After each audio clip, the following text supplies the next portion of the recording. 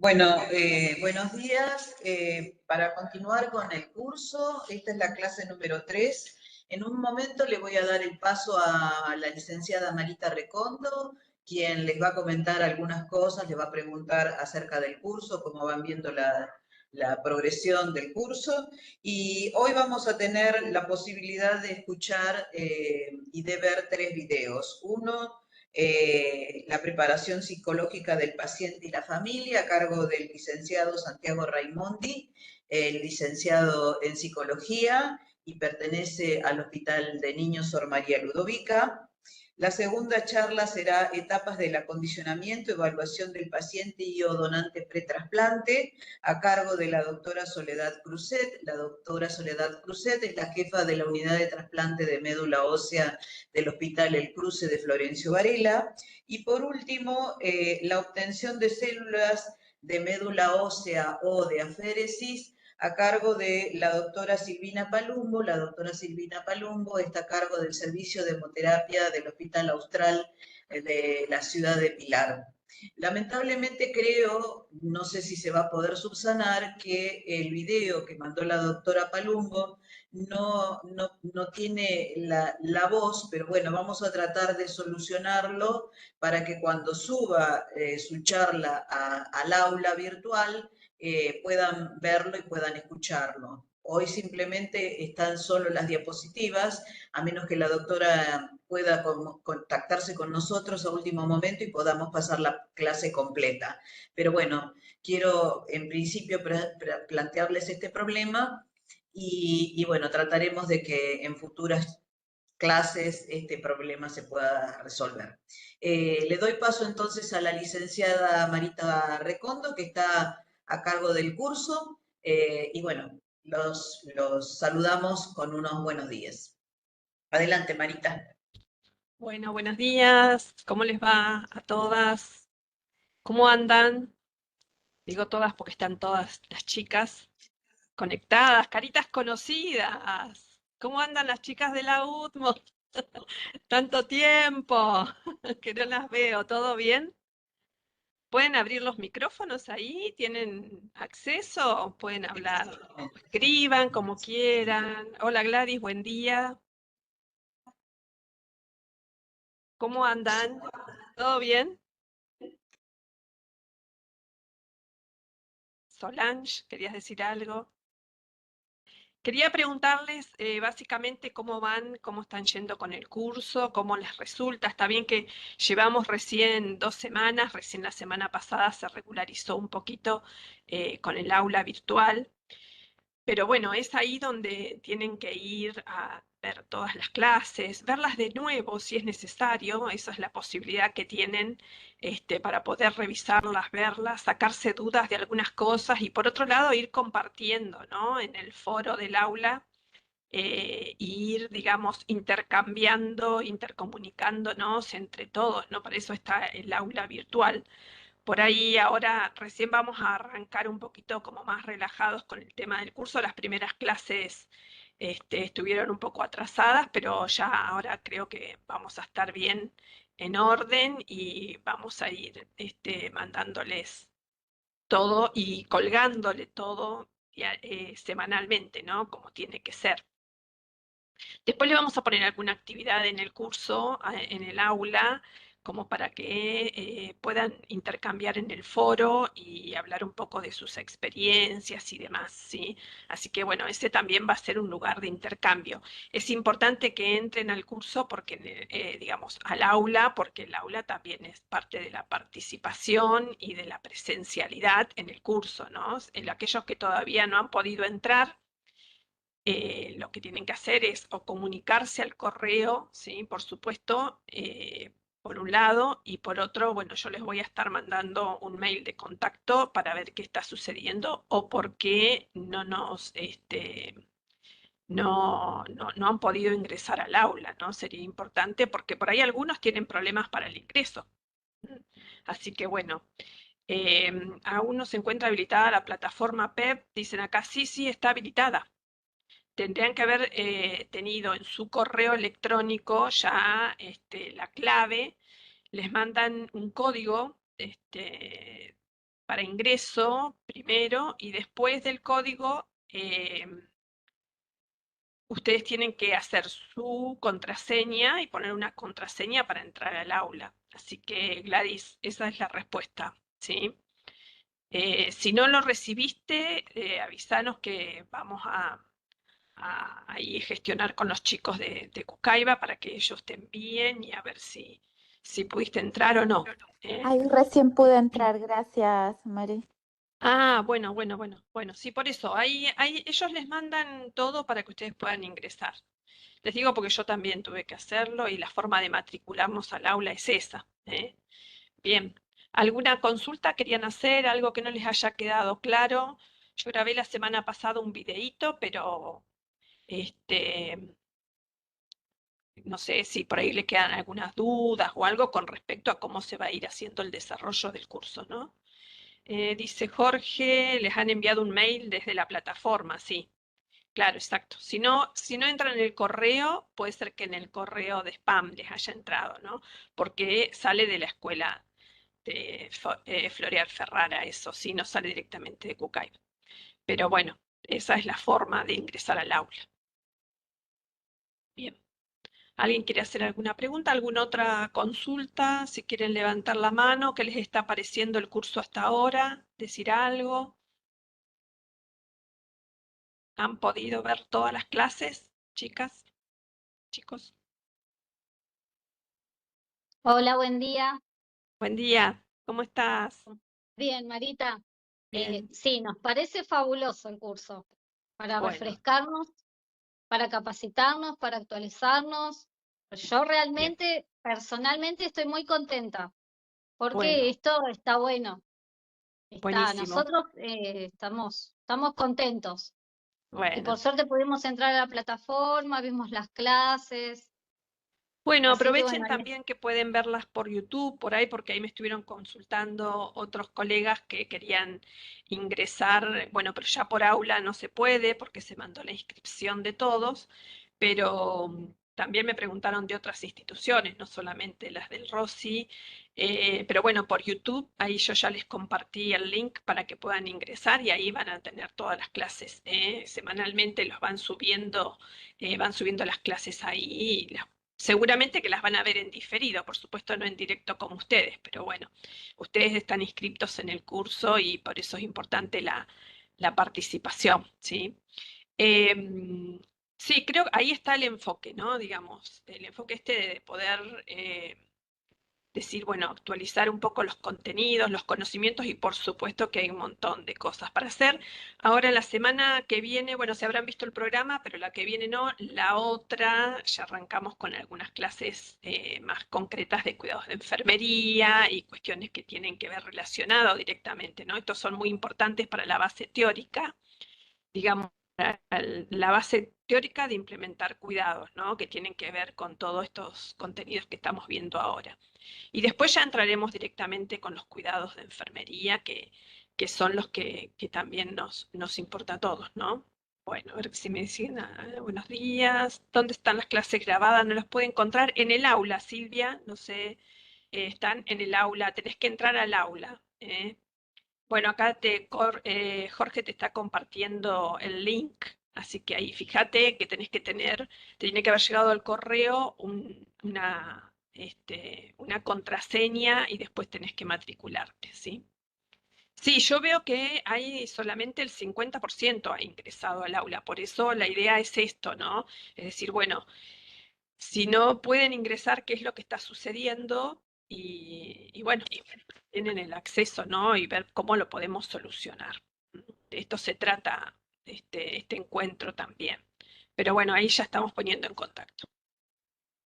Bien, Por favor, dos cositas, perdón, Marita, sí, dos sí, cositas. adelante. No se desconecten, por favor, ¿eh? No se desconecten y bueno, la doctora Palumbo está tratando de hacer la clase en vivo, así que por favor les pedimos que no se vayan a desconectar, por lo menos hasta las 12, que es el horario en el que tenemos asignado para dar las charlas. Igual Eh, ahora le van a poner el video, ¿no? Viene el sí, video. viene Sí, el primer video del doctor Raimondi. Bien, perfecto. Pero Bueno, no se desconecten.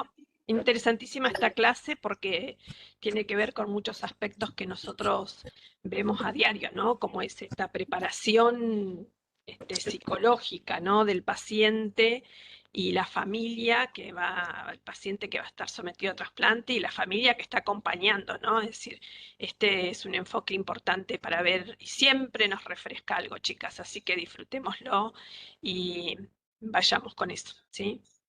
Bien, bueno, si no hay consultas y más dudas, cualquier cosa, si no escriben al correo, yo ingreso al aula, así que pueden a través del chat del aula o del foro, pueden hacer las consultas que quieran ahí, algo que les quedó, o de las clases o no. ¿Eh? Así que bueno, vamos a dar lugar para el inicio de la clase, así no se hace tan largo también y por ahí tienen otras actividades.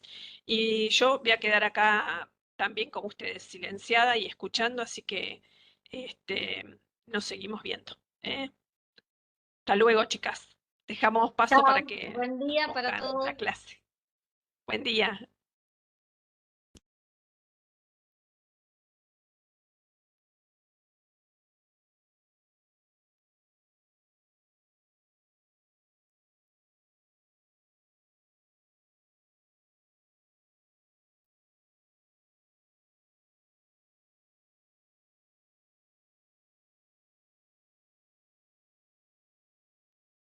Por el micrófono.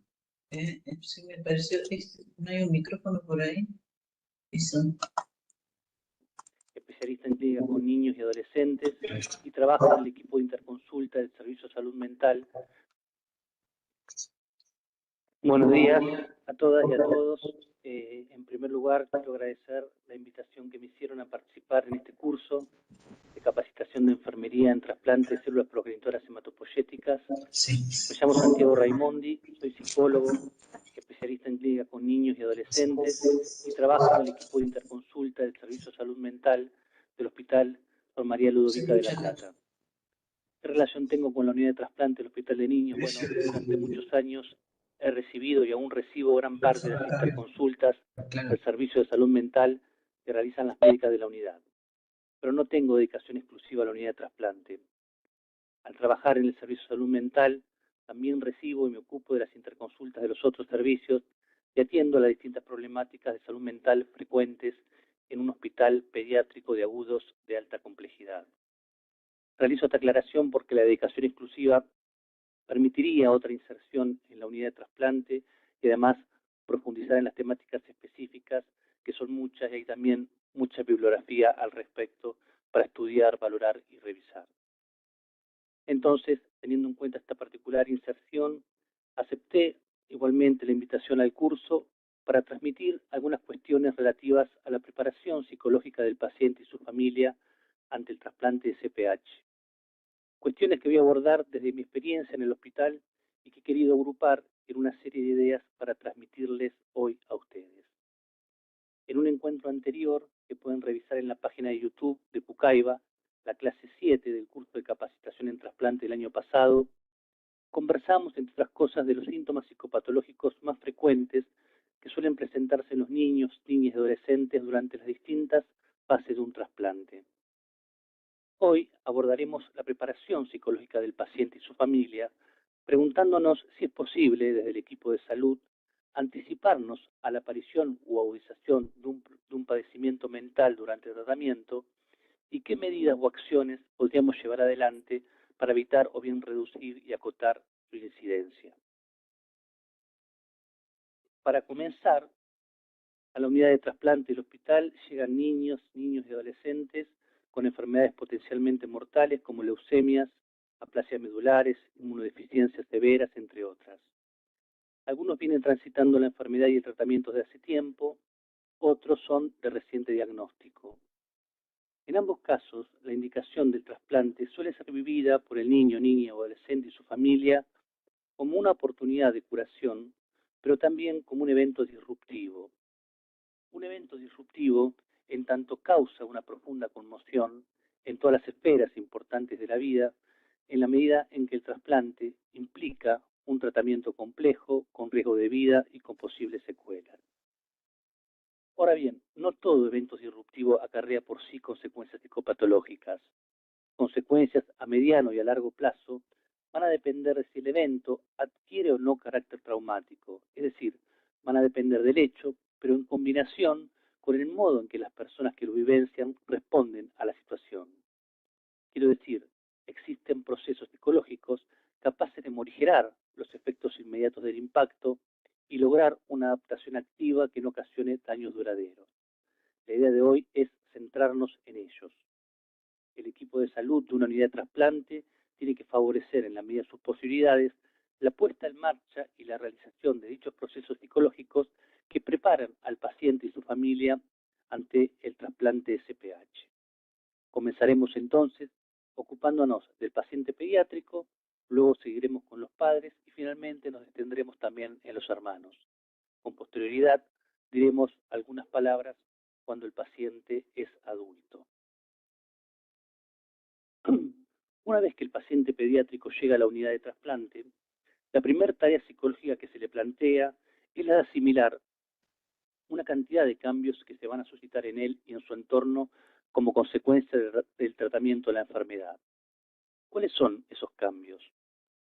Pérdidas transitorias en sus pertenencias básicas, las que implican el alejamiento del hogar y de la comunidad en la que vive, con la separación respecto de familiares y amigos, con las sensaciones de inseguridad que eso genera, interrupción de sus actividades cotidianas, en los casos de los niños, de la escolaridad, el ingreso al ámbito hospitalario, a una sala de internación con normas más estrictas que las habituales, con la necesidad de adaptarse a sus horarios y pautas de funcionamiento, con la necesidad también de adaptarse a una jerarquía que es diferente a la del orden familiar, la exposición a procedimientos técnicos más o menos invasivos como la colocación de vías y catéter, las punciones, los pinchazos, y los cambios físicos, estéticos y funcionales, algunos transitorios, otros duraderos, como por ejemplo la pérdida de cabello, el ensanchamiento del rostro, ganancia o la disminución de peso, el debilitamiento muscular y síntomas adversos como vómitos, náuseas, inapetencia, fatigas, entre otros. De modo que el paciente pediátrico se ve obligado, a un trabajo de adaptación a esos cambios que demandan procesos psicológicos de elaboración, de subjetivación y de duelo. Para poner en marcha estos procesos es fundamental brindar al paciente información clara, precisa y adecuada a su nivel de desarrollo acerca de los cambios que se van a suscitar en él como consecuencia del tratamiento. Aún siendo pequeño el niño, algo se le puede explicitar, que va a estar internado acompañado por un familiar, que se le va a colocar un catéter, las características del catéter, que por momentos no se va a sentir bien, pero que los doctores lo podrán aliviar con medicamentos y que en muchos momentos va a poder jugar durante la internación. A mayor edad y comprensión se le puede brindar más información. ¿Por qué la necesidad del acondicionamiento, los efectos adversos más frecuentes, los controles al alta, la posibilidad de tener que reinternarse? Esto es muy importante porque los procesos de elaboración, de subjetivación, se ponen en marcha a partir de allí. Luego demandan tiempo y respeto. Tiempo que es variable para cada niño. En algunos los procesos de adaptación acontecen más rápidos, en otros de modo más lento y en los que el niño va transitando por diferentes estados emocionales. Estos procesos además acontecen a diferentes niveles, algunos a niveles superficiales, que pueden ser favorecidos por el aporte del sentido que pueda otorgar el cuidador o algún otro miembro del equipo de salud. Por ejemplo, cuando se trata para el niño de aceptar un cambio de catéter por infección o la colocación de una sonda nasogástrica. Los procesos de subjetivación se ven favorecidos en estos casos por las explicitaciones que pueden brindarles sus cuidadores o el personal del hospital. Pero hay otros procesos que acontecen a niveles más profundos y que requieren no tanto un aporte de sentido desde un otro, sino más bien una escucha y un entendimiento más profundo de lo que está sucediendo. Por ejemplo, cuando la situación de internación le implica al joven no estar presente en algún evento muy significativo para él, ¿no? Por ejemplo, un viaje de egresados, un cumpleaños, etc.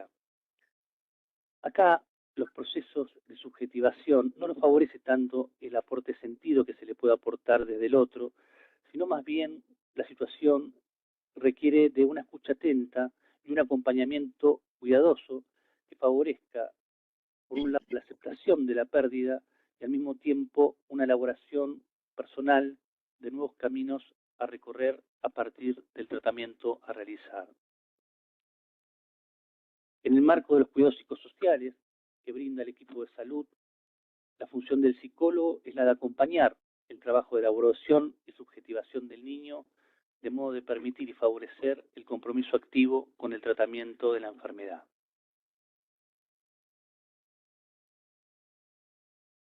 Algunas nociones generales a tener en cuenta. El impacto psicológico no es el mismo para todas las personas. Va a ser más importante cuanto más desbalanceada se perciba la relación entre la amenaza que representa la enfermedad y los recursos personales con los que la persona cuenta para hacerle frente. Por eso, cuanto más bien acompañado, bien tratado y capaz de curarse se siente una persona, menor será la amenaza que represente la enfermedad para ella. El afrontamiento implica el conjunto de conductas y pensamientos que se activan cuando una situación se percibe como excediendo los recursos que el individuo tiene. La respuesta de afrontamiento entre los sujetos varían y están ligadas a la puesta en marcha de los mecanismos defensivos habituales en ellos, y se llama resiliencia a la capacidad de resistir a la adversidad sin resultar dañado, cuando además de la indemnidad al daño existe una transformación superadora de la situación, se habla de crecimiento postraumático. ¿Qué otros factores favorecen los procesos de subjetivación y de adaptación activa del paciente pediátrico al tratamiento? Los factores que favorecen la adaptación activa los llaman factores protectores y pueden ser extrínsecos o intrínsecos al paciente. Entre los factores extrínsecos están algunas características de la institución o equipo de salud, como una institución o equipo de salud accesible, con personal y profesionales solventes en su especialidad, con disposición a brindar asistencia y servicio, con buena comunicación entre ellos, con la familia y con el niño. Esto es determinante para que los esfuerzos se orienten en una determinada dirección y, por supuesto, con buen trato y atención profesional. También algunos factores relacionados a la enfermedad y el tratamiento, como la posibilidad de anticiparle al niño los eventos difíciles, eso favorece el compromiso con el tratamiento de la enfermedad, mientras que, por el contrario, los eventos negativos imprevistos tienden a malograrla. Entre los factores intrínsecos, o sea, los relacionados con el paciente, están algunas características de los niños, niñas y adolescentes, como por ejemplo el nivel de autonomía alcanzado y los rasgos de flexibilidad para adaptarse a las circunstancias nuevas, características de la familia como los vínculos cooperativos entre ellos y de apoyo por parte del entorno, y bueno, padres también sin síntomas psicopatológicos de relevancia. También las condiciones socioeconómicas de la familia con las necesidades básicas cubiertas se encuentran en mejores condiciones para afrontar el tratamiento que las familias con carencia en recursos básicos. En este último caso se requiere también un abordaje simultáneo a fin de resolver y cubrir dichas necesidades. Este conjunto de características que el paciente trae consigo debe ser evaluado cuando el equipo psicosocial de la unidad toma contacto con él. Realizar esta evaluación permite diseñar con anticipación los modos más apropiados de dar ayuda o acompañar en caso de ser necesario. ¿Qué pasa con los padres? La enfermedad y el tratamiento del hijo también constituye un hecho profundamente disruptivo para ellos, por la incertidumbre acerca del futuro de su hijo, por el temor a verlo sufrir, por la preocupación sobre el cuidado de los otros hijos, por el trabajo, por la dificultad de hallarse en un lugar desconocido, en fin, por el surgimiento de múltiples demandas relacionadas con la atención del hijo enfermo. ¿Cuáles son los desafíos principales emocionales, los desafíos emocionales principales que enfrentan los padres ante un trasplante? Por un lado, reorganizarse ante la ruptura de la dinámica familiar previa al tratamiento, es decir, reorganizarse ante la necesidad de asumir nuevos roles y una nueva dinámica familiar ante las nuevas demandas vinculadas con el tratamiento. Por otro lado, adaptarse al lugar nuevo, muchas veces desconocido, en el que se ubica el centro de salud. Recordemos que muchas familias tienen que viajar para realizar el tratamiento, lo que les implica pérdidas y separación durante muchos meses de todo aquello conocido que los sostiene y les da seguridad. Es cierto que hoy en día la distancia se acorta gracias a los dispositivos tecnológicos, pero también es cierto que la vivencia cotidiana para la familia no es la misma de un modo y de otro. A eso se suma la necesidad de adaptarse al ámbito hospitalario, a los nuevos vínculos sociales que surgen en él, a las normas de la sala y a sus pautas de funcionamiento. Adaptarse también a las nuevas exigencias con relación al cuidado de los hijos, no solo del hijo enfermo, sino también de los hermanos. En relación a esto, las exigencias son diferentes en las distintas etapas del tratamiento. Al comienzo, es decir, luego del diagnóstico, los padres suelen tener muchas preguntas acerca de la enfermedad, de por qué sucedió, de si se podría haber evitado, de si hicieron algo mal, y a veces hasta experimentan reproches. A veces, abrumados por estas preguntas, les resulta o les vuelve difícil acompañar al niño durante el tratamiento. Son numerosos los temas de preocupación de los padres ante un trasplante, pero los dos más relevantes son el de aceptar la indicación del trasplante, sabiendo que implica un riesgo de vida para el hijo, y por otro lado, el de exponer al hijo sano al procedimiento de extracción de las células progenitoras hematopoyéticas en los trasplantes alogénicos relacionados. Estos son los dos temas quizás más reiterados de preocupación de los padres. Llamamos cuidador principal a la persona que asume la responsabilidad del cuidado del niño adolescente enfermo y que lo acompañará durante la internación.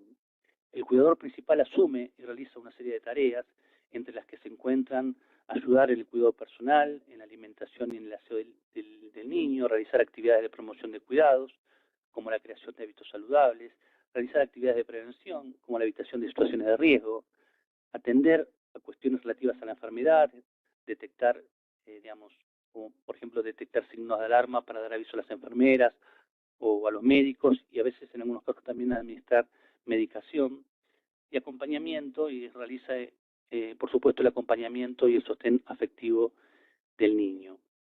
Muchas veces los padres no cuentan con los recursos necesarios, sean psíquicos, sociales o económicos, para hacer frente a estas nuevas tareas, y en consecuencia puede resultarles difícil asumir el rol que la situación les demanda. En tales casos pueden sobrevenir síntomas psicopatológicos en él o en ellas, y o malograrse la relación con el equipo de salud o con el hijo que debe ser cuidado. Los síntomas psicopatológicos más frecuentes que puede presentar el cuidador principal son trastornos del sueño, síntomas somáticos, síntomas de ansiedad, síntomas de depresión o bien exacerbación de padecimientos mentales previos. De modo que tenemos que preguntarnos cómo podemos cuidar también a los que cuidan. Algunas sugerencias para cuidar a los que cuidan son ayudarlos a entender la enfermedad y la necesidad del tratamiento del hijo, acompañarlos a ampliar la red de apoyo y a pedir ayuda dentro del círculo próximo de ser necesario. Es importante que los padres puedan rotar en el cuidado del hijo, dado que el acompañamiento es arduo y requiere de mucho esfuerzo y energía en forma prolongada. Asimismo, es importante que puedan contar con acompañamiento de familiares y amigos en lo que respecta a las eventualidades en el cuidado de los otros hijos. También podemos orientar a las familias sobre los recursos de ayuda hospitalaria y extrahospitalaria disponibles. También propiciar en la medida de lo posible ámbitos de intercambio entre padres, donde el cuidador pueda sentirse comprendido y acompañado, y por supuesto también ofrecer espacios de acompañamiento en salud mental. ¿Qué pasa con los hermanos? También los hermanos pueden sufrir repercusiones emocionales. No tardan en darse cuenta de que algo malo está sucediendo, independientemente de si los padres les han contado. Pueden estar confundidos, asustados y no entender bien lo que ocurre. Pueden estar expuestos a mayor incertidumbre sobre la evolución de enfermedad y del tratamiento en comparación con los padres y el paciente, dado que estos últimos están en contacto con información constante, mientras que los hermanos no. También pueden tener preocupaciones por ellos mismos, por la posibilidad de enfermar, o por encontrarse solos en casa, o tener que enfrentarse en forma autónoma, sin la orientación de los padres, a los desafíos de la vida cotidiana. La repercusión y vivencia en ellos de la enfermedad del hermano va a depender de la edad del niño, de la relación que mantenían con él previamente, de la información que se les proporcione y de los vínculos afectivos con los que cuente el niño. Algunos sentimientos y comportamientos frecuentes que presentan los hermanos sanos durante el tratamiento son los sentimientos de culpa por estar sanos o bien por la enfermedad del hermano, miedos de enfermarse ellos también, pueden aparecer problemas en la escuela, rechazo a concurrir a clases o cambios en la relación con compañeros y maestros, pueden aparecer quejas de dolores somáticos y molestias o actuaciones para llamar la atención. De modo que es importante que los miembros del equipo de salud hablen con los padres acerca de la necesidad de dar soporte también a los hermanos sanos, a pesar de estar ocupados por todos los requerimientos del cuidado del niño enfermo. Los padres deben ser alentados a incluir a los hermanos en las conversaciones acerca del tratamiento desde el inicio y mantenerlos informados tanto como corresponda según la edad, dándoles la posibilidad de que ellos mismos elijan cuando desean participar. La comunicación honesta previene el desarrollo de fantasías y pensamientos erróneos que lo más probable es que redunden en mayor malestar y angustia, ¿no? Como les decía, son habituales los sentimientos de culpa en los hermanos sanos, generados por la fantasía de que la enfermedad se originó mágicamente a partir de un deseo o un afecto negativo en la interacción entre ellos, una pelea, una discusión. La información no debe limitarse al diagnóstico y a las características de la enfermedad. También debe permitirles a ellos prepararse para lo atípico que van a experimentar. Las ausencias prolongadas de los padres y el hermano, los cambios en la apariencia física del hermano, secuelas si las hubiera, y qué podrían hacer para ayudar y convivir con esta situación. Al igual que se hace con el niño enfermo, la información debe ser siempre verdadera, adecuada y lo más completa posible, pero en forma dosificada para no generar mayor ansiedad o malestar debido a las ausencias de uno o de ambos padres. Además, también es importante que los padres puedan atender al momento particular en que se encuentra cada hermano y a los intereses de cada uno y, en la medida de lo posible, tratar de realizar las menores modificaciones en sus vidas.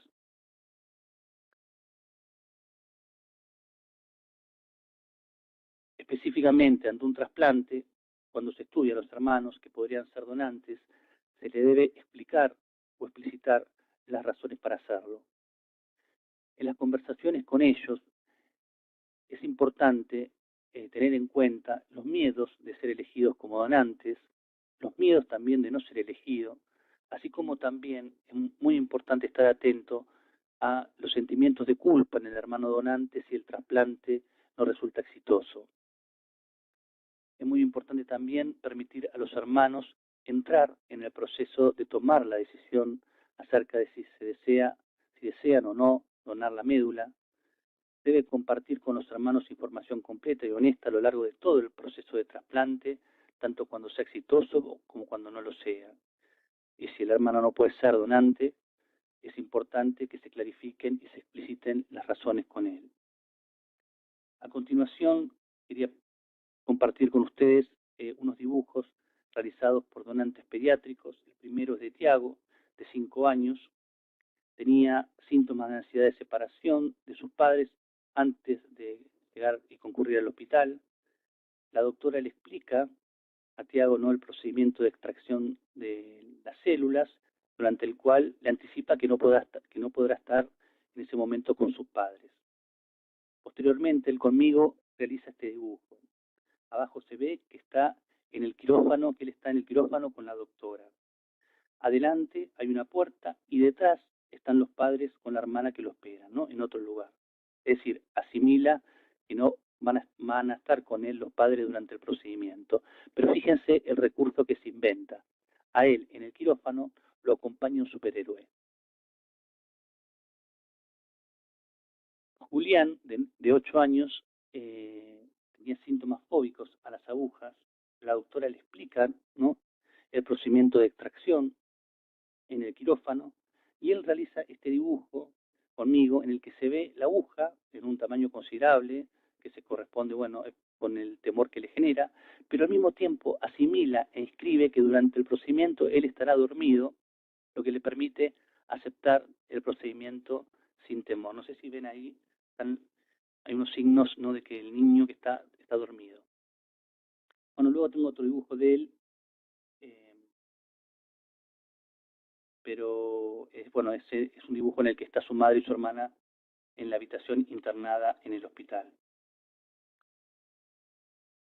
Quisiera contarles ahora un caso clínico donde los acontecimientos vividos, ¿no?, por la enfermedad y el tratamiento se vuelven traumáticos para el joven, dando lugar a los llamados síntomas de estrés agudo que aparecen estando internado en la unidad. Es decir, quisiera presentarles ahora la otra cara, ¿no?, o la contracara de lo que hemos estado hablando, ¿no?, es decir, cuando los acontecimientos se vuelven traumáticos.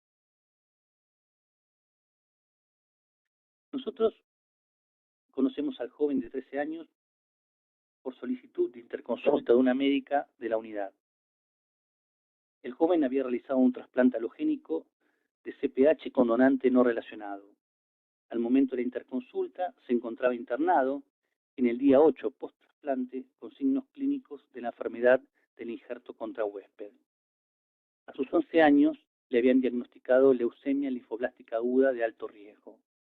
Había realizado quimioterapias en el hospital y luego de un año aproximadamente, 1 año y medio, le habían indicado el trasplante de CPH.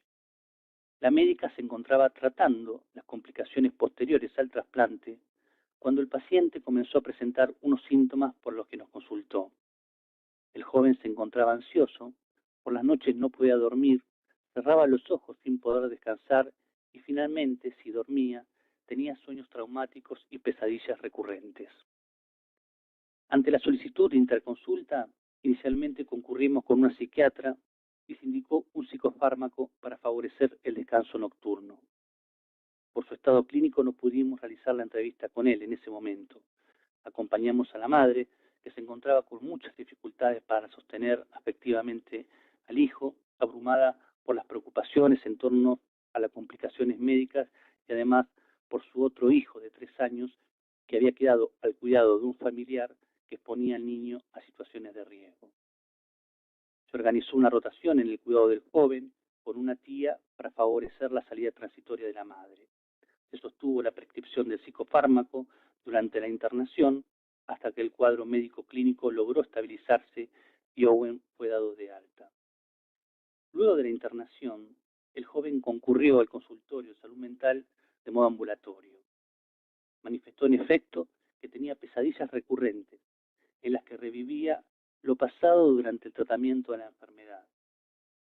En las pesadillas, el tratamiento volvía a empezar para él, o bien le sucedía al hermano lo que le sucedió a él y él se veía llorando, escondido en el baño, como hacía su mamá cuando lo acompañaba. Tenía también sueños traumáticos. Vivenciaba en el sueño de modo real el dolor de la punción. Él recordaba una punción, el dolor que había experimentado en una punción, ¿no?, y el sueño le traía esa vivencia. Y también la de la vivencia de colocación de vías, y en ocasiones se despertaba sobresaltado. Es decir, la característica del sueño traumático, de los sueños traumáticos, es esa, ¿no?, el despertar sobresaltado con angustia. Además, estaba más irritable y ante ciertas circunstancias mínimas tenía explosiones de angustia. En el espacio terapéutico lo invitamos a hablar. Historizó cómo su vida le había cambiado repentina y radicalmente a partir del diagnóstico de la enfermedad. Recordó que, sin posibilidad de prepararse, comenzó con las quimioterapias y las punciones. Recordó también distintos momentos en que lo tuvieron que reanimar y expresó cómo, en una oportunidad, estando internado en una situación extrema de miedo y dolor, pensó en suicidarse. En este punto nos manifestó su preocupación. ¿Estoy loco? Eso le daba miedo. Mencionamos que revivía episodios que habían sido traumáticos y le ofrecimos continuar con entrevistas de modo ambulatorio. Lo acompañamos en el trabajo de elaboración de las experiencias vividas durante el tratamiento, que habían quedado inscriptas fuera de toda subjetivación y por eso retornaban de modo compulsivo en los síntomas descritos.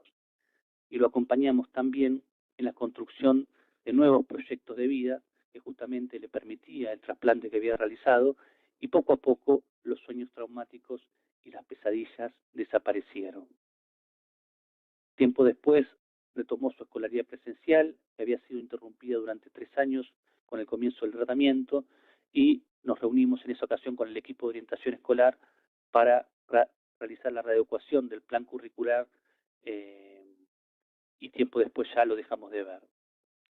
Hace unos meses, o sea, 2 años y medio después del trasplante, ya con 15 años, lo volvimos a encontrar. Él solicitó de nuevo el espacio terapéutico, pero ahora ya son otras las cuestiones que le preocupan. Ha comenzado recientemente una relación de pareja y el despertar de la sexualidad y las dificultades de la vida amorosa le traen algunos problemas por los que quiso consultar. Pero ya se trata de las dificultades que se le plantean a todos los seres hablantes. Quise comentarles este caso porque enseña acerca de la importancia de preparar al paciente ante el tratamiento. No solo de informar y anticiparle al niño, en la medida de lo posible, las intervenciones, los cambios, etcétera, sino también acompañar y escuchar las preocupaciones que van surgiendo durante el tratamiento, a fin de favorecer los procesos de subjetivación. En este caso se observa que cuando eso no ocurre, ¿no?, que puede ser por diversos factores, las experiencias se inscriben como acontecimientos sin sentido, generadoras de angustia, y retornan con posterioridad en los síntomas de modo compulsivo. Antes de finalizar, quisiera hacer una reflexión acerca del paciente adulto. Tengo entendido que están haciendo el curso también enfermeras que trabajan en hospitales de adultos. Entonces preguntémonos, ¿qué pasa cuando el paciente es un adulto? Quiero aclarar que no tengo experiencia en acompañamiento de pacientes adultos ante un trasplante. Para lo que voy a transmitir me voy a basar en una expresión de un poeta inglés de inicios del siglo XIX, expresión que se volvió esencial después en los desarrollos de psicología de fines del siglo XIX y principios del siglo XX. El poeta expresó: el niño es el padre del hombre. El poema completo dice así: mi corazón salta cuando contemplo un arco iris en el cielo. Así fue cuando mi vida comenzó. Así es ahora que soy un hombre. Así será cuando envejezca o me deje morir. El niño es el padre del hombre y desearía que mis días estén uno a uno ligados a la piedad natural. Es decir, más allá de las diferentes etapas de la vida, hay algo que permanece invariable, algo que se constituye en los primeros tiempos de la vida psíquica, en la infancia, y vuelve a aparecer una y otra vez a lo largo de la vida. Es la idea de que en todo adulto hay un niño en el centro, en el núcleo de su ser. Desde esta perspectiva, entonces, podemos animarnos a trasladar lo dicho sobre el paciente pediátrico al paciente adulto y advertir que también él, el paciente adulto, se enfrenta a los desafíos emocionales que hemos mencionado ante un trasplante, ¿no? La necesidad de asimilar una serie de cambios. Vale también para el paciente adulto la necesidad de brindar información clara, precisa, la importancia de acompañar los procesos de elaboración y duelo, las diferencias entre trauma, afrontamiento y resiliencia, y también lo mencionado sobre los factores protectores. Podemos también trasladar lo dicho sobre los padres a la pareja y o cuidador principal del paciente adulto, ¿no?, sobre los desafíos emocionales que enfrenta, la posibilidad sobre los síntomas, lo que hemos hablado de los síntomas que pueden surgir, así como también las estrategias de acompañamiento a realizar con ellos. Y finalmente, lo dicho sobre los hermanos, podemos pensarlos en relación a los hijos de un paciente adulto y pensar en la necesidad de una comunicación honesta con ellos, así como también a la atención, la necesidad de atender a los momentos singulares que atraviesan.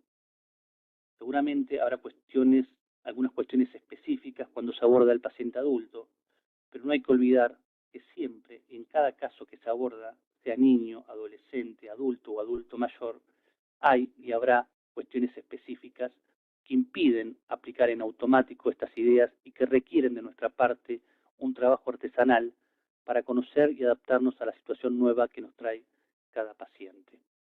Entonces, repasando, ante un trasplante es importante realizar una evaluación psicológica y social del paciente y su familia, brindar información clara, precisa y adaptada al nivel de desarrollo acerca del tratamiento a realizar, acompañar los procesos psicológicos de elaboración de los cambios que van a sobrevenir tanto del paciente como de su familia, y diseñar estrategias de seguimiento e intervenciones psicosociales teniendo en cuenta las características particulares de cada paciente.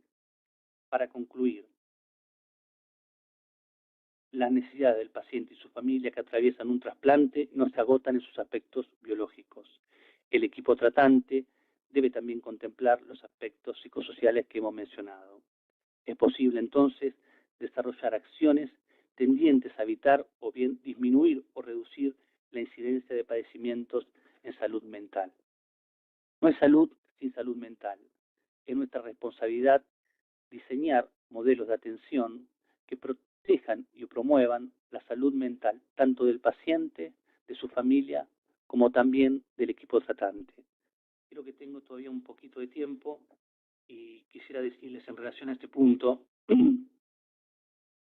algunas palabras, ¿no? Quiero comentarles algo que me ha sucedido con equipos de enfermeras del hospital. Dada la convivencia prolongada que tienen las enfermeras con el paciente y con el cuidador, en más de una oportunidad me han convocado por el impacto subjetivo que tienen ellas la pérdida o el fallecimiento de un niño.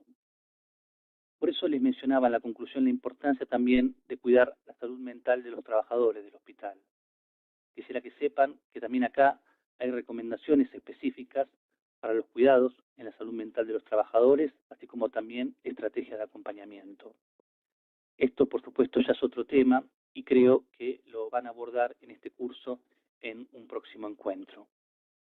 Quisiera que estas ideas que he agrupado de esta forma y que les transmito, le brinden orientaciones a la hora de acercarse al paciente, que les permita pensar qué puede estar pasándole al paciente, sea niño, adolescente o adulto, qué puede estar pasándole al cuidador y a los otros miembros del equipo de la familia, desde el punto de vista psicológico, y pensar cómo acompañarlos para prepararlos ante las intervenciones. Finalmente, agregarles que en caso de que se encuentren en su trabajo ante alguna problemática aguda de salud mental o de difícil manejo, seguramente pueden recurrir al servicio de salud mental de la institución en la que trabajen a través de la interconsulta o comentándole la situación al psicólogo o al psiquiatra asignado a la unidad. Bueno, muchas gracias por escucharme, les deseo lo mejor en este curso que están realizando y en su actual y o futuro trabajo en las unidades de trasplante. Y quisiera, acá les dejo la bibliografía, para los que quieran profundizar, está el Manual de Psico-Oncología Pediátrica, compilado por Florencia Moreno y Débora Faberman, y las recomendaciones sobre aspectos psicosociales de oncología pediátrica, traducido por Gabriela Medín. Bueno, los saludo a todas y a todos y ojalá nos encontremos de modo presencial en un próximo encuentro a conversar sobre sus experiencias. Saludos.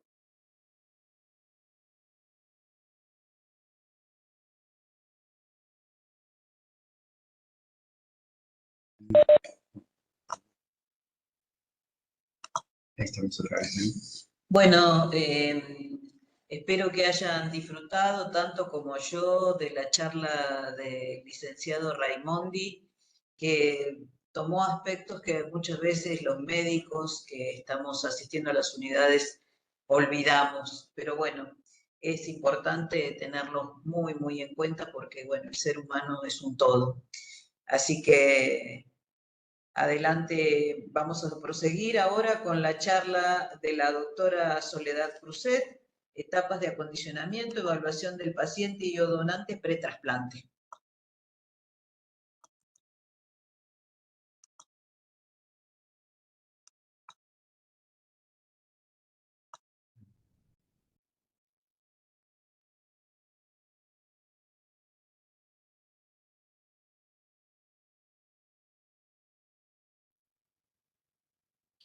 Hola, bienvenidos. Mi nombre es Soledad Cruzet, yo soy médica hematóloga. Les quiero nuevamente dar la bienvenida al curso de trasplante de progenitores hematopoyéticos destinado a enfermeros y enfermeras que el CUCAIBA ha organizado. Y aprovecho también para agradecerle a toda la gente de CUCAIBA por haberme invitado. Como les dije, soy médica hematóloga, soy coordinadora del servicio de hematología del Hospital El Cruce de Florencia Varela y soy la jefa del equipo del programa de trasplante. Mi charla va a estar destinada fundamentalmente a generalidades del trasplante y vamos a ir desde algunas definiciones hasta el desarrollo de cómo se desarrolla las distintas modalidades de trasplante en los pacientes que recibimos. Bien, para comenzar, podemos decir que el trasplante de progenitores hematopoyéticos es un procedimiento que se utiliza como una modalidad terapéutica tanto en enfermedades hematológicas malignas y no malignas y que tiene dos objetivos fundamentales. El primero es permitir la administración de altas dosis de quimioterapia y, mediante la infusión de las células, acortar el periodo de aplasia secundario a la quimioterapia que, si no fuera por el trasplante propiamente dicho, sometería al paciente a complicaciones que pueden ser muy largas en términos de la neutropenia y la plaquetopenia fundamentalmente, y que en muchos casos puede ser irreversible. Y el segundo objetivo es reemplazar la hemopoiesis defectuosa, ya sea por funcionamiento insuficiente, por la patología de base, o por infiltración por otra enfermedad. Es importante remarcar acá que, digamos, como les dije antes, hay muchas patologías que no son oncohematológicas que también se benefician del trasplante, como algunas inmunodeficiencias, la anemia plástica o la aplasia medular, y algunas enfermedades que no son hematológicas, como algunas enfermedades autoinmunes. Bien, los primeros ensayos o digamos, el disparador que llevó a plantearse el trasplante como modalidad terapéutica surgen de los efectos a los que fueron sometidos los sobrevivientes de la bomba, del ataque con la bomba atómica en la guerra del 45, que se vieron expuestos a altísimas dosis de radiación. Y fíjense que este paper es uno de los primeros papers que en 1970 se publicaron sobre, digamos, el trasplante como una opción terapéutica y, como ven resaltado ahí, se reportaron 203 pacientes que fueron sometidos a un trasplante por distintas patologías, como les dije antes, aplasia medular, leucemia, enfermedades malignas y algunas inmunodeficiencias, y fíjense que está marcado ahí, al momento de la publicación de ese reporte, solamente 3 pacientes estaban vivos. ¿Qué quiere decir esto? Bueno, esto, digamos, hoy en día no es así, digamos, la sobrevida y la mortalidad, la sobrevida ha mejorado mucho y la mortalidad ha disminuido considerablemente, y esto es gracias a muchas mejoras que se hicieron en todos los aspectos que vamos a ver a lo largo de la charla. Principalmente en términos de mejoras de cuidados de soporte, en la que el área de enfermería tiene un rol fundamental en el cuidado de los catéteres, en la identificación de signos de alarma, de control de signos vitales como fiebre, tensión arterial y todo lo demás que desarrolla el área de enfermería a lo largo de la internación de los pacientes, y también en la mejoría de la tipificación molecular cuando hablamos de trasplante alogénico. Fíjense qué es lo que nos permite a nosotros utilizar las células progenitoras como fuente en el trasplante. Es que tiene algunas características que la hacen viable para poder usar el trasplante como modalidad terapéutica.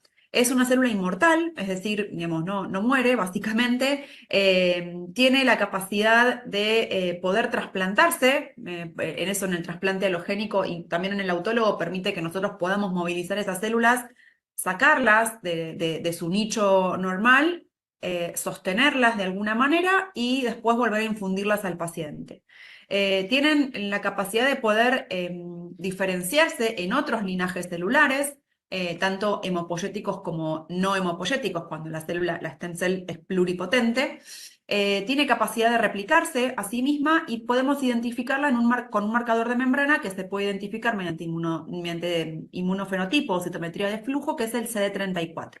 Ustedes nos van a escuchar a nosotros, cuando hacemos las infusiones, decir o reportar en los partes de procedimiento que se le hizo al paciente la infusión de una determinada cantidad de células CD34. Esa es la manera en la que identificamos a la célula que trasplantamos. Esta característica funcional permite que la célula hematopoyética pueda utilizarse para revertir la mielosupresión que le generamos al paciente con la quimioterapia. Y eso se traduce en menos días de internación por acortar el periodo de aplasia, menos días de antibiótico, es decir, los pacientes al tener menos duración de neutropenia se complican menos con infecciones y esto considerablemente reduce los costos al final del procedimiento. Entonces, bien, ¿cómo se desarrolla un trasplante cuando un paciente acude a nosotros con la indicación derivado por su médico de cabecera para el trasplante? A nosotros, en la consulta que tenemos, la consulta que hacemos para un trasplante con un paciente es multidisciplinaria, intervienen muchas especialidades médicas, mucho de área no médica, y también un pilar fundamental es que los pacientes, cuando están en nuestro programa de trasplante, tienen intervención desde el minuto cero con el área de enfermería de la unidad de trasplante, que hace un seguimiento pre-trasplante, durante la internación del trasplante y después un seguimiento post-trasplante. Entonces, a nosotros nos gusta hablar con el paciente y explicarle que el desarrollo del trasplante va en etapas. Y entonces, cuando el paciente, como les decía, viene a la primera consulta, nosotros como que largamos una carrera y junto con el paciente que tiene distintas etapas. La primera etapa es la etapa pretrasplante, donde se evalúa la indicación del trasplante, se hace una evaluación pretrasplante con una serie de estudios que ahora vamos a ver, y se selecciona qué tipo y qué modalidad de trasplante vamos a utilizar para cada patología y, de acuerdo a cada patología, la fuente de donde vamos a obtener esas células progenitoras. Luego viene la etapa del trasplante propiamente dicha, que incluye la movilización, la colecta, la selección del acondicionamiento y la infusión. Y luego la etapa post-trasplante, que eso lo van a tener dentro del desarrollo del programa de este curso, lo van a tener en clases sucesivas. En la clase de hoy nos vamos a abocar en la parte pre-trasplante y algunas cuestiones técnicas del trasplante propiamente dicho. Bien, ¿qué tipo de trasplantes tenemos? Tenemos básicamente dos tipos de trasplante. El trasplante puede ser autólogo, cuando nosotros usamos las propias células de nuestro paciente como fuente para hacer el trasplante en el paciente. Y ahora les voy a explicar después cuáles son las indicaciones más importantes en las que usamos el trasplante autólogo. Luego está el trasplante alogénico. El trasplante alogénico es cuando la fuente, el origen de esa célula que usamos para el trasplante no está en el paciente y ahí echamos mano a un donante. Y entonces dentro del trasplante alogénico tenemos otras modalidades que son el trasplante alogénico relacionado, cuando hay un vínculo sanguíneo entre el donante y el receptor de las células progenitoras. El trasplante alogénico no relacionado, cuando no hay un vínculo sanguíneo y ahí entra un donante externo que se encuentra en el registro internacional. Cada país o cada programa, cada programa de trasplante en distintos países está inscrito en un registro que nuclea todos los donantes voluntarios de células progenitoras que se vuelcan a una base, es una base de datos, a la que todos los registros internacionales tienen acceso, ¿sí? Y entonces, cuando uno no cuenta con un donante emparentado dentro del grupo familiar del paciente, echamos mano al registro que en nuestro país está a cargo del INCUCAI, ¿sí? Entonces uno le pide al INCUCAI que está buscando un donante no relacionado para nuestro paciente, y entonces el INCUCAI se encarga de ir a esa base de datos y buscar donantes que puedan ser potencialmente idénticos a nuestro paciente. Y nos informa a nosotros que tal paciente se le ha realizado la búsqueda internacional y cuenta con X cantidad de donantes en el registro, por ejemplo, alemán, en el registro de Estados Unidos, en el registro de Brasil, de acuerdo a la identidad histogenética que tiene cada paciente y su donante. Y la tercera modalidad de trasplante alogénico es el trasplante haploidéntico. En este tipo de trasplante hay un vínculo sanguíneo entre donante y receptor, pero la identidad histogenética no es del 100%. Es como, es un intermedio entre el trasplante relacionado y el no relacionado. Ahora les voy a explicar a qué me refiero cuando hablamos de histoidentidad. Cuando nosotros analizamos la identidad genética de un paciente y un donante, vamos a buscar el análisis de esto que se llama complejo mayor de histocompatibilidad. El complejo mayor de histocompatibilidad es un grupo de genes que codifican para cierto número de proteínas que se expresan en todas nuestras células. Básicamente, esto no quiero que miren el detalle, sino es para que entiendan después a qué nos referimos con relacionado, no relacionado y haploidéntico.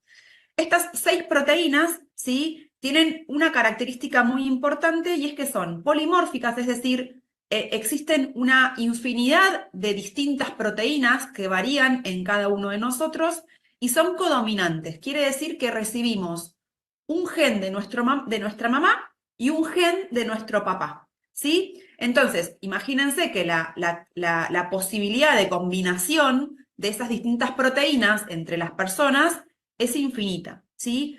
Nosotros, cuando hacemos un análisis, un estudio de histocompatibilidad para ver si un paciente tiene un donante dentro de su grupo familiar, analizamos estas 6 moléculas, ¿sí?, que son las moléculas de clase 1 y de clase 2. Hay 3 de clase 1 y 3 de clase 2. Como les dije, recibimos una molécula de cada uno de nuestros progenitores, entonces el análisis lo podemos hacer en 12 moléculas. Estos estudios se hacen por distintas técnicas en el laboratorio. Hay técnicas de baja resolución, que son menos costosas, son más baratas, pero tienen menor resolución, menor capacidad de ir al detalle de esa proteína, ¿sí? Y es un método más simple. En su contraparte están las técnicas de resolución intermedia o de alta resolución, que son técnicas de biología molecular, que ya ahí sí analizan detalle proteína por proteína. Son más costosas, más complejas, y el tiempo en el que nosotros tenemos el resultado es un poco mayor, ¿sí? En función de los resultados, ¿sí?, de analizar estas 12 moléculas, es que nosotros definimos la compatibilidad entre donante y receptor. Los distintos laboratorios pueden analizar a partir, como mínimo, 6 moléculas y como máximo 12 moléculas. Y entonces, si un paciente y su donante son iguales en todas las moléculas, ¿sí?, hablamos de que el donante es histoidéntico, ¿sí? Cuando ese donante histoidéntico tiene un vínculo sanguíneo, entonces decimos que es un donante histoidéntico relacionado. Si el vínculo sanguíneo no existe e igualmente son histoidénticos, ¿sí?, es un trasplante histoidéntico, pero con donante no relacionado. Y existe, lo que les decía, la haploidentidad. Esto quiere decir que entre donante y receptor la compatibilidad es del 50%. Es decir, cuando analizamos cada una de esas 6 pares de moléculas, la igualdad está solamente en una de esas 2 moléculas, ¿sí? Como mínimo se deben estudiar 5 pares de moléculas, ¿sí? del complejo. Por lo general, como dice el recuadro del final del slide, se hace el análisis en HLA A, B, C, DR y DQ. El último, si uno, digamos, decidiera no estudiar un tipo de moléculas, la última que no analizamos es el DP. ¿Por qué? Porque por lo general, después también, capaz que más adelante en el curso lo van a ver cuando hablemos de complicaciones post-trasplante, el DP se dice que es una molécula permisiva, es decir, que no interfiere tanto en algunas complicaciones como son la enfermedad de injerto contra huésped o el rechazo, ¿sí? Eso lo menciono, pero no es para que se lo lleven ahora. Bien, ahora bien, una vez que tenemos definido qué tipo de trasplante tenemos, vamos a seleccionar la fuente de células, es decir, a dónde podemos ir a buscar las células para hacer nuestro trasplante, ¿sí? Y básicamente hay 3 fuentes, ¿sí? La primera fuente es la sangre periférica. Esta modalidad es la que más ampliamente se utiliza porque es más fácil en el caso de que el trasplante sea con un donante, es la de elección por el donante, es más fácil, el paciente, el donante realiza la donación de forma ambulatoria y permite que pueda reintegrarse y recuperarse de la donación mucho más rápido, ¿sí? Para eso, para nosotros poder buscar las células en la sangre periférica, las tenemos que movilizar de la médula ósea, ¿sí? Esa es una fuente. Las células de sangre periférica se colectan mediante aféresis, ¿sí? Que es una técnica que utiliza este equipo que ven en la pantalla. Lo que hace el equipo, que es un separador celular, por un gradiente de velocidad, filtra la sangre, separa los distintos componentes y uno en esa pantalla tiene un programa que selecciona la célula que quiere juntar y el equipo la junta, ¿sí? Por diferencia de gradientes en las distintas líneas. La junta en esa bolsa que ven ahí y el resto de lo que procesa la máquina pero que no se colecta vuelve al paciente por otra vía, ¿sí? En el caso de que sea un donante, la mayoría de las veces, les diría que en el 80-85% de los casos, esto se hace a través de accesos vasculares periféricos. Y en el resto, en el caso de que el donante no tenga buenos accesos vasculares, se hace a través de un catéter. Igual en el trasplante autólogo, en el que, como les dije, el paciente es su propia fuente de CPH, se coloca un catéter que tiene que tener un calibre determinado que permita un flujo y una velocidad de aspiración que permita establecer esa separación de gradientes celulares de forma rápida, y por eso se coloca ese catéter en el paciente. La otra fuente de células progenitoras es ir a buscar directamente las CPH a donde están originalmente, que es en la médula ósea, ¿sí? Y esto se hace en el quirófano. Esa es una foto de un procedimiento real en el donante. Esto generalmente, la médula ósea se elige como fuente de progenitores en algunas patologías puntuales. Básicamente, en la actualidad queda, digamos, solamente como opción de fuente en el caso de la aplasia medular severa, y esto es porque las CPH que nosotros juntamos de la médula ósea vienen con una baja cantidad de linfocitos, y eso hace que se evite complicaciones posteriores que no queremos, ¿sí? Como la enfermedad de injerto contra huésped.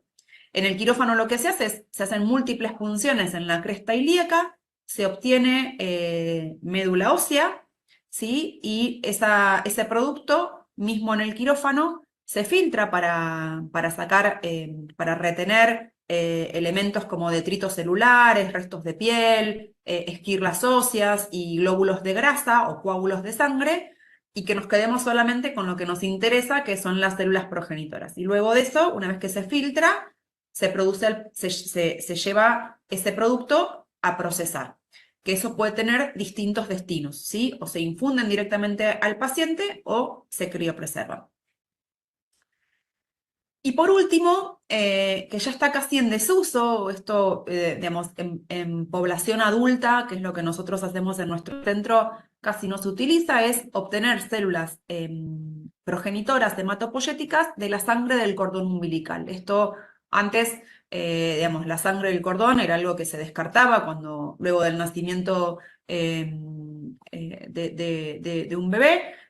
Ahora, digamos, se sabe que esa célula contiene una cantidad determinada de células progenitoras que, digamos, si se ha constituido en una fuente más. Y esto, digamos, hay bancos de sangre de cordón, se puede utilizar, se pueden guardar, ¿sí? En el momento del parto se extrae la sangre del cordón, se hacen las pruebas pertinentes de esto, se tipifica grupo sanguíneo y se hacen estudios en esa muestra de sangre de cordón y luego se transportan a los bancos. La desventaja de que en adultos nosotros usemos sangre de cordón es que, como yo les dije, nosotros cuando hacemos la infusión de un trasplante necesitamos tener un número determinado de células CD34 y eso se define en función del peso de nuestros pacientes, ¿sí? Entonces, la desventaja, como les decía, de la sangre del cordón umbilical es que uno necesitaría una cantidad muy grande que no está en un solo cordón de células CD34. Entonces tendría que tener muchos cordones umbilicales para trasplantar un solo paciente. La sangre del cordón umbilical está, digamos, se utiliza más ampliamente en población pediátrica. Bien. ¿Cuáles son las indicaciones? Esto, digamos, es algo que voy a mencionar, pero básicamente, digamos, nosotros tenemos recomendaciones internacionales sobre qué modalidad de trasplante utilizar en distintos escenarios clínicos por patología, solamente para que sepan, y digamos, para que ustedes cuando reciban pacientes en la unidad de trasplante, digamos, sepan de qué hablamos. Básicamente, el trasplante autólogo se utiliza en primera instancia para el diagnóstico de mieloma múltiple, ¿sí? El mieloma múltiple es la patología que más se trasplanta, ¿sí? Y que más trasplante autólogo realiza. En segundo lugar, el trasplante autólogo también es una modalidad que está indicado en enfermedad de Hodgkin y el linfoma no Hodgkin en segunda remisión completa. Perdón. Y ya para lo que es leucemias agudas, ya sea mieloblástica, linfoblástica, para aplasia medular severa, inmunodeficiencias y síndrome mielodisplásico de alto riesgo, se reservan las distintas modalidades de trasplante alogénico, ya sea relacionado, no relacionado o haploidéntico en función de cada escenario, ¿sí? Las recomendaciones que tenemos vigentes ahora son las del 2022, que están publicadas, ¿sí? por el Grupo Europeo. Tienen ahí la cita bibliográfica por si les interesa ahondar más en esto. Hay distintas recomendaciones en términos de si es una recomendación con un nivel de evidencia y un grado de recomendación fuerte, ¿sí? Porque, bueno, no siempre tenemos en la vida real, digamos, frente a nosotros, la situación ideal, ¿sí? Entonces, hay distintos niveles de recomendación en función de qué disponibilidad de donante tengamos. Bien, ¿cuáles son los estudios que hacemos pretrasplante en nuestros pacientes? Básicamente son siempre los mismos indistintamente de la modalidad que utilicemos, ¿sí?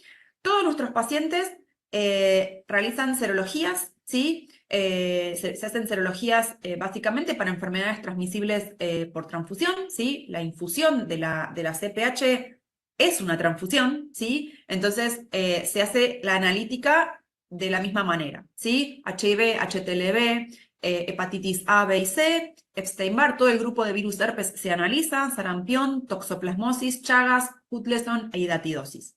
Se hacen también las pruebas funcionales respiratorias, con una espirometría y una difusión de dióxido de carbono, evaluación neumonológica, ecocardiograma y evaluación cardiológica, ecografía abdominal, tomografía de senos paranasales y tórax de alta resolución. Los pacientes, tanto para trasplante autólogo y halogénico, también deben tener pruebas de urocultivo, coprocultivo, estudios parasitológicos y la prueba de Mantoux o la PPD, ¿sí? Tengan en cuenta que además, en el trasplante halogénico, debemos contar con los estudios de histocompatibilidad previamente y el estudio de anticuerpos en el caso de trasplante no relacionado y haploidéntico. El estudio de anticuerpo busca en nuestro receptor que no tenga anticuerpos contra la fracción de moléculas que no comparten. ¿Se acuerdan que yo les dije que en el trasplante haploidéntico había un 50% de igualdad en esa identidad? Pues bien, el paciente, nuestro receptor de células progenitoras, puede tener anticuerpos contra la parte que no comparte de su donante. Una vez que el paciente realiza todos los estudios pretrasplante, pasa por, como yo les decía al principio, toda la serie de especialidades y en este equipo multidisciplinario e interdisciplinario. Entonces lo ve el infectólogo, tiene que tener una evaluación odontológica, tiene que pasar por medicina transfusional para el estudio inmunomatológico, realizan evaluaciones psicológicas. En el caso de las mujeres es ideal o de buena conducta, de buena práctica, tener una evaluación ginecológica. Esto puede demorar, nosotros tratamos de que no se demore el trasplante esperando esto, porque digamos, la evaluación ginecológica sabemos que incluye el Papa Nicolau, la mamografía, y esto puede demorar algunas semanas. Considerar una consulta con un centro de fertilidad en el caso de que la paciente o el paciente tengan deseo de preservar la capacidad reproductiva luego del trasplante. Se hace consulta con trabajo social y una consulta con oftalmología en el caso del trasplante halogénico. Y es muy importante en el caso de las mujeres, de las pacientes mujeres que van a recibir un trasplante, ya sea autólogo o halogénico, tener una buena historia ginecobstétrica, indagar sobre el uso de métodos anticonceptivos y realizar el test de embarazo. Nosotros hace algunos años, esto lo implementamos después de la pandemia del COVID, nuestros pacientes también, como les dije, tienen una entrevista con personal de enfermería de la unidad de trasplante, ya desde el momento, incluso muchas veces antes de que tengan la consulta médica, tienen consulta con el área de enfermería que se encarga de darles mucha información de cuestiones no médicas relacionadas con el trasplante, que incluyen cuidados antes, durante y luego de la internación. Les damos información sobre el cuidado de los catéteres, cuáles son las medidas de cuidado personal, sobre todo en la primera etapa después del alta de trasplante, ¿sí? Les mandamos información y les mandamos fotos de cómo es la unidad de internación en trasplante. Entonces el paciente ya llega con mucha menos ansiedad a la consulta. Eso es algo que la verdad es que, como les dije, lo implementamos en la época de la pandemia del COVID, cuando estaba todo este tema de la restricción de las visitas, del acompañamiento, el paciente se tenía que internar solo. La verdad es que fue una medida de contingencia para la pandemia, pero la verdad es que la implementamos y tenemos muy buenos resultados en ese aspecto. Bien, respecto de la selección del donante, como les dije, el donante de células progenitoras pasa por los mismos estudios, ¿sí? Se hacen las mismas serologías, los mismos estudios, ¿sí? Y en función de los resultados, es que nosotros seleccionamos a un donante cuando un paciente tiene entre su grupo familiar varios candidatos, ¿sí? Básicamente, es importante tener en cuenta, como les dije, en el donante, valorar los accesos vasculares para ver si la colecta, en el caso de que la fuente seleccionada sea la sangre periférica, va a poder hacerse por vía periférica. Y en el caso de que el donante tenga que colocarse un catéter, se le hace también una pequeña evaluación quirúrgica dependiendo de la edad y los antecedentes. En función de esto, cuando uno, como les decía, dentro del grupo familiar tiene varios donantes para seleccionar, ¿sí? Hay distintos criterios que nosotros utilizamos para elegir a un donante por sobre otro, ¿sí? Por lo general tratamos que los donantes sean jóvenes, menores de 35 años. Lo principal es respetar el vínculo sanguíneo, es decir, preferimos un donante relacionado histoidéntico por sobre un no relacionado, ¿sí? Y después tenemos en cuenta que idealmente tengan el mismo grupo sanguíneo, aunque eso no es una limitante absoluta, y que por supuesto las serologías que se le hacen no sean reactivas para ninguna enfermedad que pueda después transmitirse a nuestro paciente. Bien, existen distintas recomendaciones para seleccionar, están publicadas, cuál es el consenso europeo para la selección de donantes, sobre todo cuando tenemos donantes haploidénticos. La verdad es que cuando uno tiene un paciente con un grupo de hermanos, digamos, las chances de encontrar un donante histoidéntico en ese grupo son relativamente bajas. Sí vamos a tener, como yo les dije, las moléculas de HLA, tenemos todos una molécula de cada uno de nuestros progenitores en un grupo de hermanos, ¿sí? Todos van a compartir al menos una de estas moléculas que analizamos. Entonces, ahí es donde tenemos que seleccionar entre distintos donantes y seguir distintos criterios. Entonces, como les decía, seleccionar el donante más joven. Por lo general, los donantes más jóvenes toleran mejor los procedimientos de las colectas y lo ideal es que se respete el mismo sexo entre donante y receptor. Es decir, elegir un donante masculino para un receptor masculino, tener en cuenta los anticuerpos, que el paciente, nuestro receptor, no tenga anticuerpos contra la parte que no comparte de su donante, ¿sí? Que sean avocompatibles. Respecto de la serología para CMV, fundamentalmente, es ideal que ambos sean positivos para serologías, eso es lo ideal, ¿sí? Y, por supuesto, respecto del grado de parentesco, elegir al primer grado, ¿sí? Es decir, de elegir siempre a un hermano. También podemos usar a los hijos, ¿sí? Cuando nuestro donante, por ejemplo, nuestro paciente no tiene hermanos, podemos buscar y estudiar a los hijos. Bien, ¿cómo hacemos la movilización? Entonces, una vez que ya tenemos todo planificado, está todo el paciente y nuestro paciente está en condiciones y el donante puede donar, lo que hacemos es programar el trasplante. Y lo que hacemos en primera instancia es planificar la movilización. Es decir, esto que yo les explicaba de hacer que la célula progenitora salga de su nicho habitual en la médula ósea y circule por la sangre periférica de modo que la podamos pescar, como yo les explico a los pacientes, la enganchamos con el equipo de aféresis, ¿sí? Entonces, estrictamente la movilización es este proceso biológico que hace que la CPH rompa su vínculo con el nicho medular, ¿sí? Mediante las moléculas de adhesión y los receptores que tiene en el nicho, ¿sí? Esto se hace de dos maneras. Digamos, hay distintas formas de poder hacer que esta célula se mueva de la médula ósea. Básicamente, las tres modalidades utilizan el filgastrin, ¿sí? Los factores estimulantes de colonia de granulocitos, ¿sí? Las que más se usan actualmente son utilizar filgastrin solo, es decir, el Neutromax o el Neupogen, son marcas que van a escuchar, ¿sí?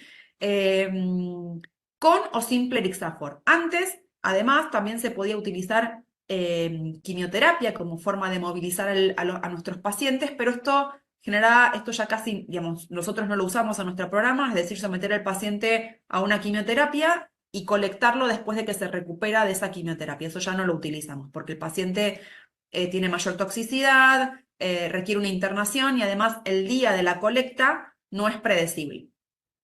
En cambio, con filgastrin, uno administra filgastrin durante 5 días previos antes de la colecta, ¿sí? Entonces, eso se puede hacer primero que de forma ambulatoria, es mucho más cómodo para el paciente porque no se tiene que internar, ¿sí? Se lo puede hacer a sí mismo, ¿sí? Y sabemos qué día va a caer la colecta, y así es como nosotros lo organizamos. Ahora les voy a mostrar un programa de esos. Además de filgastrin, en el caso de que con el filgastrin no sea suficiente poder tener una colecta adecuada, podemos adicionar plerixafor, que lo que hace el plerixafor es ir específicamente a romper una unión que hay entre la célula CD34 y la médula ósea y el nicho medular. Rompe esa barrera. Bien, Esto es algo que tienen que sí tener en cuenta ustedes porque esto lo van a ver muchas veces. Nosotros, muchos pacientes se movilizan estando internados y entonces el primer contacto o el primer contacto que tiene el paciente para manifestar los efectos adversos de la movilización van a ser ustedes, los enfermeros y las enfermeras.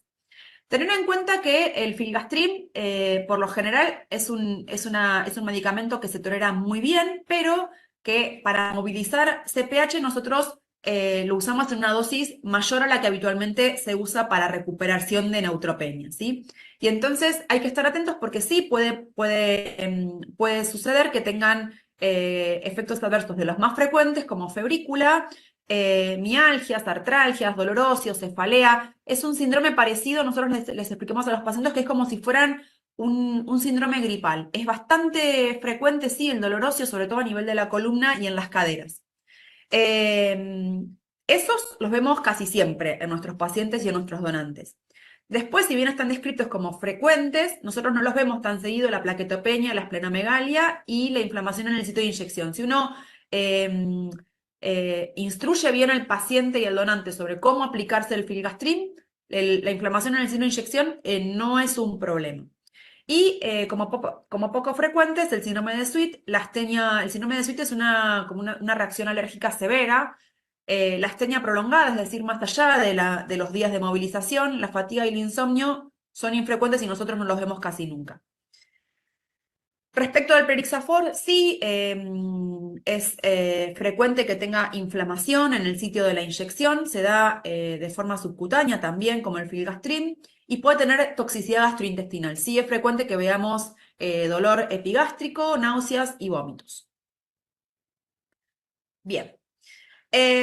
¿Cómo hacemos nosotros un trasplante? Esto es real de nuestro programa, ¿sí? Esta es una hoja de movilización en trasplante autólogo. Nosotros, por lo general, lo programamos de esta manera, ¿sí? Fíjense que está señalado el día 5 como el primer día de la colecta y contamos para atrás a partir de cuando el paciente tiene que aplicarse cada 12 horas la dosis de filgastrim, que es de 10 microgramos por kilo. Eso se adecúa de acuerdo al peso del paciente, ¿sí? En el caso del trasplante autólogo lo respetamos en forma sistemática. En caso de los donantes para trasplante halogénico, por lo general casi nunca tenemos que utilizar más de 10 microgramos porque la médula es una médula que está sana, no ha sido golpeada, no ha recibido quimioterapia, entonces es más fácil recolectar células. Fíjense que el día previo, es decir, el día 5 está programada la colecta, eso casi siempre nosotros lo organizamos para los días martes, de manera tal que el día 4, es decir, el día previo, un día lunes, nuestro paciente para trasplante autólogo se coloque el catéter y podamos ver cómo viene la movilización de las células progenitoras mediante la determinación de las células CD34 en sangre periférica. Si esa determinación del día lunes nos arroja un valor de CD34 por encima de 10 células por microlitro, la movilización sigue como está programada y termina con la aplicación del filgastrim, la mañana de la colecta. Si ese recuento de CD34 nos da por debajo de 10, eso define a un paciente como mal movilizador de células progenitoras y es indicación para utilizar Plerixafor, la molécula que les dije antes que rompía esa unión entre la CPH y la médula, ¿sí?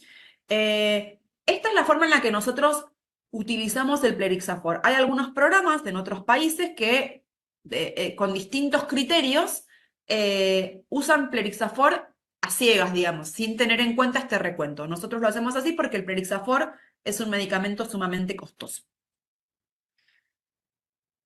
Entonces, para repasar, empieza la movilización con el día 1, se aplica filgastrim al paciente, el día 4, que nosotros lo asignamos a un día lunes, se coloca el catéter y el martes es la colecta, ¿sí?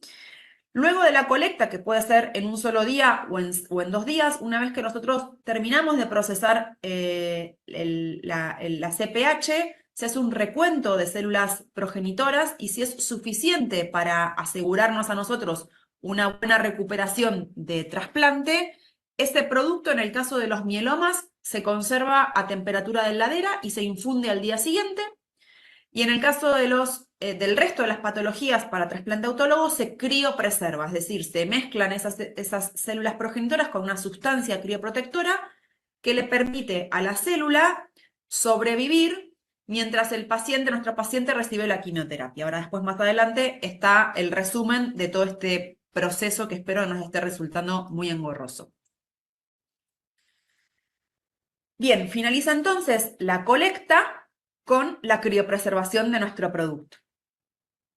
En el trasplante alogénico es muy parecido, pero hay algunas diferencias. Nosotros no utilizamos en la movilización de trasplante alogénico el Plerixafor, básicamente porque existe algún reporte de que el Plerixafor podría movilizar algún tipo de célula tumoral. Entonces, si el donante tuviera alguna patología de ese tipo que no hubiera sido detectada en la etapa pretrasplante, no lo preferimos. El donante recibe el filgastrim de la misma manera, ¿sí? Se programa el día previo, eventual colocación del catéter, si no fuera por vía periférica, y el día martes, o el día siguiente, o el día 5, está proyectada la colecta por aféresis, o si el paciente eventualmente fuera al quirófano, este programa si fuera al quirófano para obtener las células de la médula ósea, este programa de movilización de 5 días de filgastrim se acorta a la mitad. No está mencionado ahí porque no es lo que habitualmente hacemos. Entonces, para resumir un trasplante autólogo, como yo les dije, establecemos la movilización durante 5 días con filgastrim a dosis de 10 microgramos por kilo por día.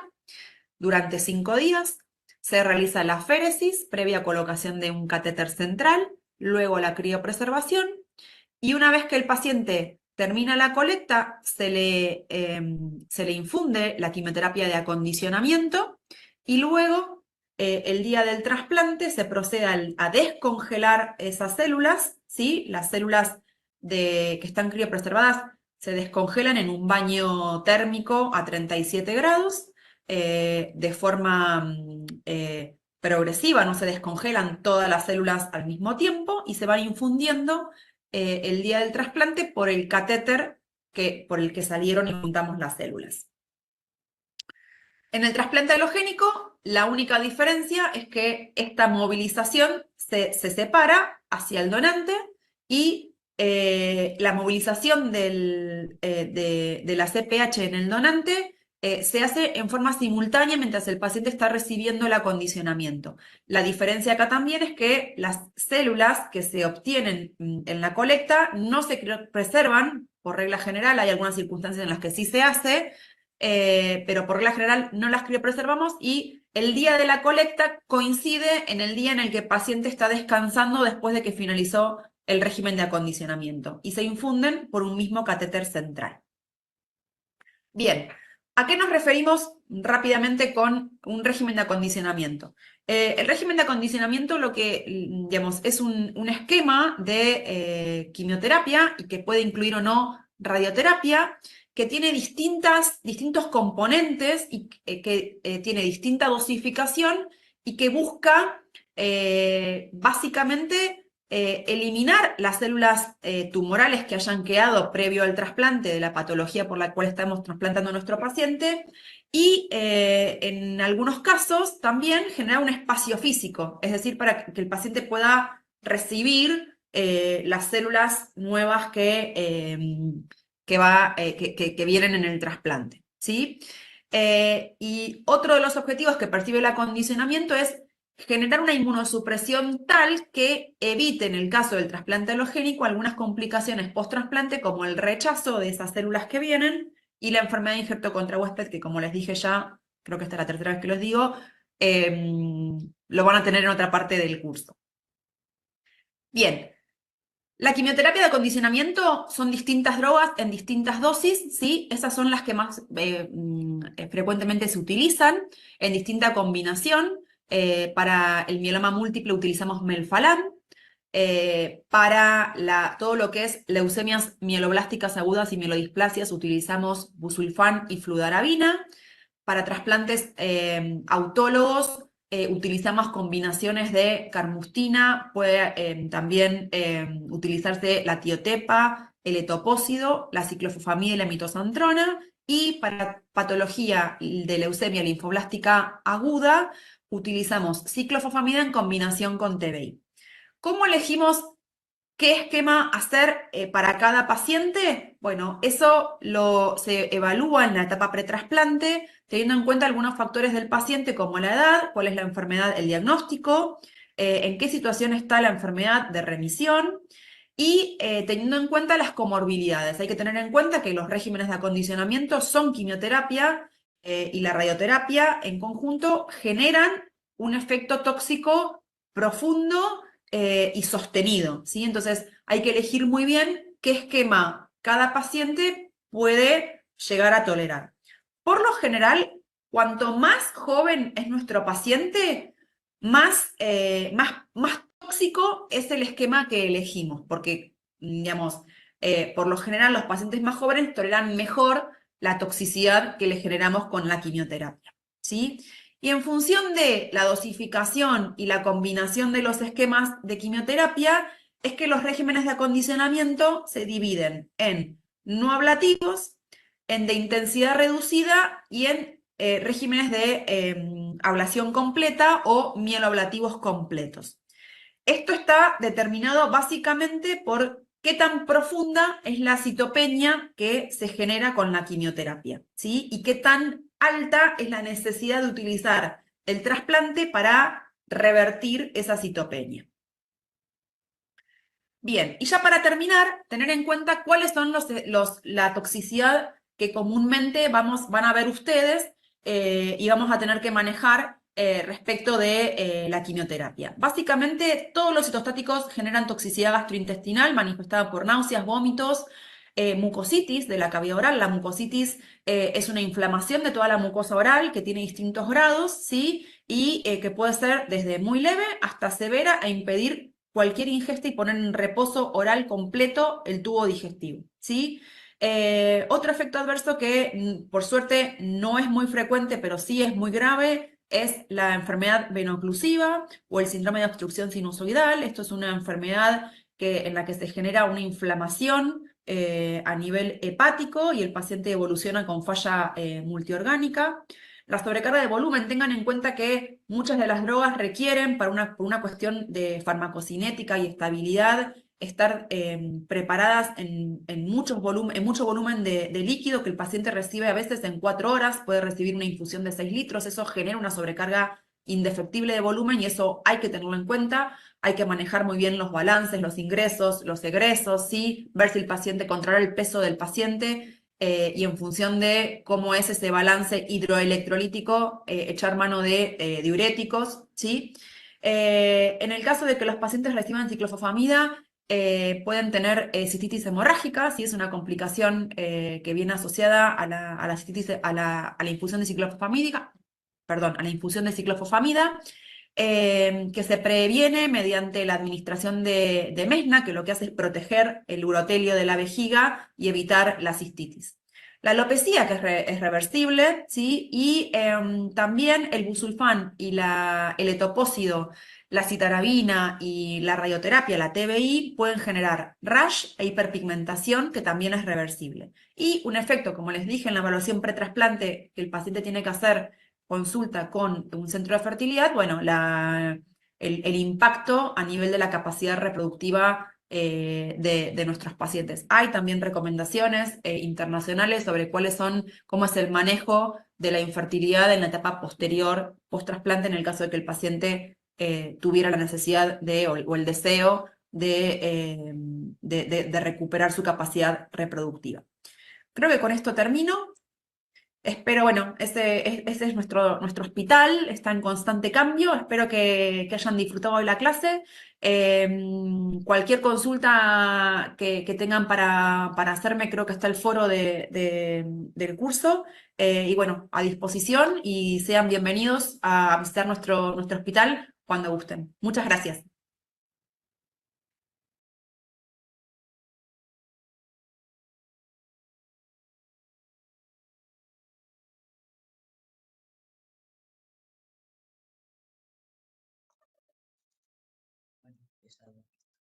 Bueno, lamentablemente se nos ha acabado el tiempo como para poder conectarnos con la doctora Palumbo, que iba a dar su clase, que es muy importante a nuestro entender.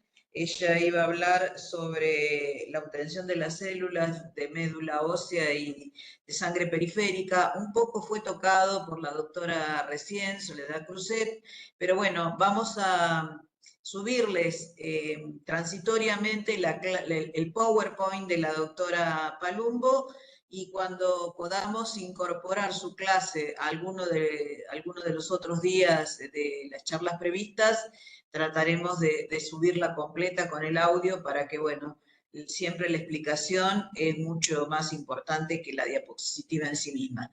Así que lamentamos enormemente esto, esperemos que, bueno, estamos aprendiendo todos en este momento a ver cómo se graban las charlas, cómo se envían, cómo se pueden subir, etcétera, etcétera, etcétera.